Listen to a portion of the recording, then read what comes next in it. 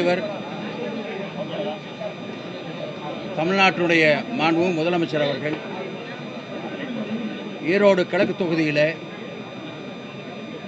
வேட்பாளராக சந்திரகுமார் அவர்களை, முன்னாள் சட்டமன்ற உறுப்பினர் அவர்களை எங்களுடைய இந்தியா கூட்டணி தோழமை கட்சியினுடைய சார்பாக அறிவித்திருக்கிறார்கள். நாங்கள் ஏறத்தாழ ஒரு 1,20,000 வாக்குகள் வித்தியாசத்தில் வெற்றி பெறுவோம் என்ற நம்பிக்கையை எங்களுடைய கட்சிக்காரர்களும் எங்களுடைய தோழமை கட்சிக்காரர்களும் சொல்லியிருக்கிறார்கள்.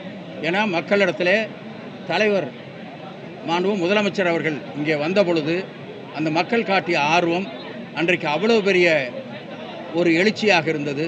அந்த ஆர்வம்தான் இன்றைக்கு இந்த அளவிற்கு பொதுமக்களே சொல்லுகிற அளவிற்கு நிலைமை உருவாகியிருக்கிறது என்பதை தெரிவித்துக் கொள்கிறேன்.